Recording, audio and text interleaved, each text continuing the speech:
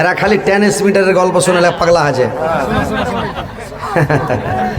গল্পটা শুনেলেন তাইলে ওনারা যখন খুব ওনারা ইউটিউবে ছাড়বে সবাই দেখবে।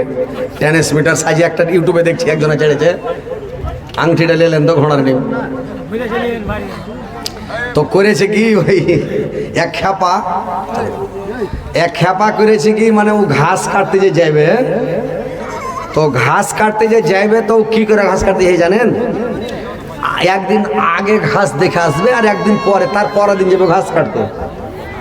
তো একদিন ও খেপা করেছে কি ঘাস দেখতে গেছে, তো ঘাস দেখতে যে গেছে গোটা মাঠ বেড়া হয়েছে, বেড়িয়া টেড়িয়া এসে দেখছে একটা টেনিস মিটারের কাছে গোটে ঘাস লেগা আছে। তো ঘাস যে লেগা আছে টেনিস মিটারের কাছে, তো একবারে এক হাইটা উঁচা ঘাস লেগা একদম খুবই ঘাস। তো এই খ্যাপা দেখে আসছে, ঘাস দেখে আসছে। হ্যাঁ, তার পরের দিন ঘাস কাটতে যে গেছে তো এই তো খ্যাপা মানে খ্যাপা যেগুলা পরে খ্যাপা বুদ্ধি, ওই এক খ্যাপা চোখ দেখাতে গেছে একটা ডাক্তারকে। তো চোখ দেখাতে যে গেছে, তো চোখ দেখাতে যাইয়া তখন কয়েছে যে তোমাকে 150 পাওয়ারের চশমা লাগবে, 150 পাওয়ারের চশমা লাগবে। তো এই খ্যাপা তখন চলে এসছে, এসে তখন চশমার দোকানে গেছে, দেখ কয়েছে হাজি ভাই 150 পাওয়ারের চশমা কত?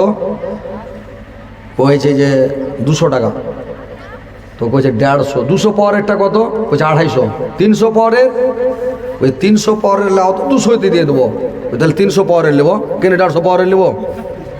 200 টাকাতে 300 পাওয়ারের পাইয়ে 300 পাওয়ারের নেবো।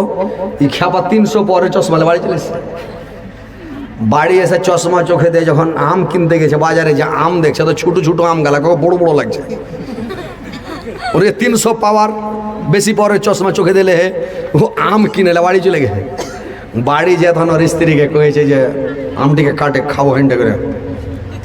ওর স্ত্রী ছোটো কুলি পাতা আম, ছোটো ছোটো আম খাইটেছে, কেটে ওকে দিয়েছে। তো ও চশমা খুলে যখন খাইতে বসছে তো দেখি করে চমকে উঠেছে। ও বলছে এরকম কেন আম? তার মানে আমি তো আম লেনু বড় বড় কিনা, তো এত বড় কেনে আম, কলি কলি আম, ছোটো ছোটো আম।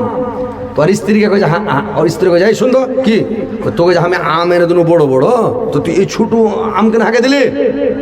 হ্যাঁ, ওই যে হাজি আমি কি বাড়তে বানাইনু না কি করবো? তুমি আইনা দিলে তোমাকে কেটে দিনু, তো আমি কি করবো? ওই যে শালা পাগলি, তোকে আমি আম এনে দিনু বড় বড়, তো তুই ছোটো কেন আনলি? ওই খাবো না আম। রাগ করে হাঁটলো, ফের চশমা চোখে দিয়ে হাঁটতে লেগে, হাঁটতে হাঁটতে হাটে গেছে। তখন কইছে এই মাছ কিনবো। তো ছোট ছোট ড্যাঁড়কার মাছ গালা কাউকে এত বড় বড় রুহির মাছের বাচ্চা লাগছে দেখে।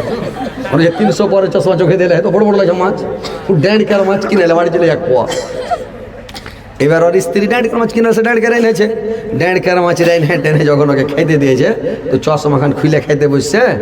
তো দেখে তখন কইছে ফের চমকে ওর খেয়ে আমি নিয়ে এনু রুহির মাছ কিনা, তো ড্যাঁড়কা কেনে? ফের ওর স্ত্রীকে ডাকছে, কইছে এটা শুন। কইছে কি? কইছে তোকে আমি যে রুহির বাচ্চা কিনে এনে এত বড় বড়, তো তুই ড্যাঁড়কার কেনা মাছ আগে দিলি? কইছে হ্যাঁ জি, তুমি কোন আজোগা লোক জি? হ্যাঁ, তুমি আমাকে এনে দিলে ড্যাঁড়কার মাছ, আর তুমি কইছো রুহির মাছ এনে দিনু। তুমি লিয়ে আইলে ছোট্ট আম আর কইছো বড় আম কিনে এনে দিনু। হ্যাঁ, কেনে এগুলা করছো তুমি জি? কইছে হ্যাঁ রে, ব্যাপার তাহলে কোনো বড় বড় হয়েছে। এবার স্ত্রীকে কইলে না, খেবা লোক জানতে দিবে না স্ত্রীর হয়েছে খেবা। ও দৌড়ালছে ডাক্তারের কাছে। ডাক্তারকে যা কইছে, ডাক্তার এই চশমা খান যখন চোখে দিছি তো ছোটো আম বড় বড় লাগছে, আর যখন ছোটো মাছ মানে দেখছি তো বড় বড় মাছ লাগছে, তো ব্যাপারটা কি? তখন কইছে হারে খেপা, তুই যে চশমা কিনেছিস কত পাওয়ারে লেছিলি? কইছে 300 পাওয়ারে লেছি। তোকে যখন 150 পাওয়ারে লিস, তো তুই যদি 300 পাওয়ারে লিস তো বেশি পাওয়ারে নিলে তোকে মাছ বড় লাগবেই, তো তুই কত পাওয়ারে কেনে নিলি? কইছে তাড়াতাড়ি চশমা পাল্টাও ভাই। দোকানদারে কইছে লিয়ে আমাকে 150 পাওয়ারে নিয়ে দাও। কেনে যে ছোটো আম বড় লাগছে, ছোটো মাছ বড় লাগছে, ঘুরিয়ে এলাও। তো খ্যাপারা গেলে খুব জ্বালা। ই খ্যাপা করেছে কি ঘাস দেখেছে, তারপরের দিন ঘাস কাটতে গেছে। তো মোটা হুঁস তো চাল্লা খুলে যেত না। ই তখন যে ঘাস কাটতে গিয়েছে তো সবুজ গাছের চশমা চোখে দেয় ঘাস কাটতে হেঁটেছে। যাইয়া চশমা চোখে দিয়ে দেখছে ঘাসকে কেটেছে, কেটা বাড়কা দমদমে করে বোঝা বাইন, হ্যাঁ ঘাসটিকে নিয়ে বাড়ি চলে গেছে। বাড়ি যায় কি করেছে, ঘাসটিকে বাড়ি নিয়ে যায় সানি কেটেছে। সানি কেটে কাঁড়ির সাথে মিশাল করেছে, মিশাল করে নাইন্দে দিয়েছে, পানি দিয়েছে, গুঁড়া দিয়েছে, খোল দিয়েছে, চুয়া দিয়েছে। হ্যান্ডে করে গরুকে দেখে খাইবে, গরুর দুধ হবে একেবারে 5-7 কিলো। জুত করে গরুকে খিলালছে, খিলিয়া যদি গরুকে ছানি টানি দিছে তো গরু খায় না ঘাস।